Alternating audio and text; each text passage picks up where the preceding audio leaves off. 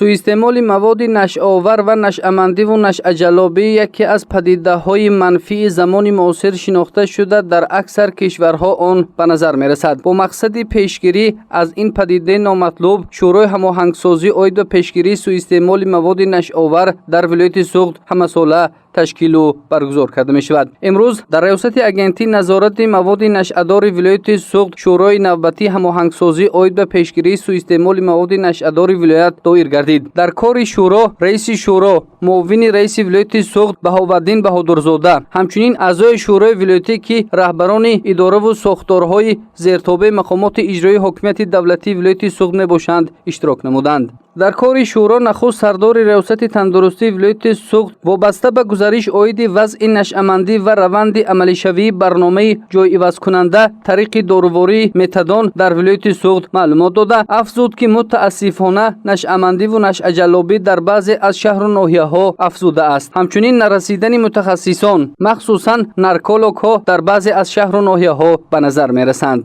برنامه پیشینه این پیشگیری دریافت تقویت استفاده اصولهای معاصر مانیتورینگ دوره‌ای اهالی تحلیل و بهادهی وضع نگهداری و بهتر گرداندن سلامتی اهالی پس نمودن بیمارشوی و فوت وابسته به استعمال مواد نشه‌دار و مشروبات اسپرتی عبارت بودند. در ادامه شورای هماهنگسازی عاید به پیشگیری سوءاستعمال مواد نشأه‌دار سردار ریاست جوانان و ورزش ولایت سوخت گزارش عاید به فعالیت ریاست جوانان و ورزش ولایت چون سوبیکت شورای ولایتی هماهنگسازی عاید به پیشگیری سوءاستعمال مواد نشأه‌دار و اجرایش بندهای دخلدار استراتژی ملی مبارزه بر ضد گردش غیرقانونی مواد مخدر در جمهوری تاجیکستان برای سالهای 2013-2020 در سال 2019 معلومات داد. بنا به معلومات کاتب شورای ولایتی عاید به پیشگیری سوءاستعمال مواد نشأه‌دار شهرت عبدالله‌زاده خوشبختانه دوام سال 2019 در قیاس به سالهای قبلی گرفتاران نشأه‌مندان و نشأه‌جلابان کم گردیدند، ولی مبارزه به این عملهای نامطلوب را باید تقویت داد.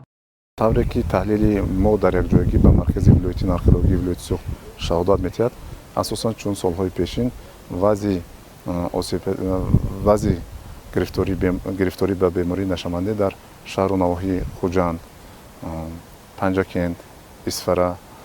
و استرافشان آسیب‌پذیر باقی نماند. لیکن نشان دهنده‌ها ما را به آن خوشبین می‌کنند که علاقه مردم از پیامدهای جبران ناپذیر طبی و اجتماعی و حقوقی ظهورات نشأه‌مندی آگاهی کامل پیدا کردند و آنها برای جلب شدن برای پیش بردن طرز حیات سالم اقدام خواهند کرد.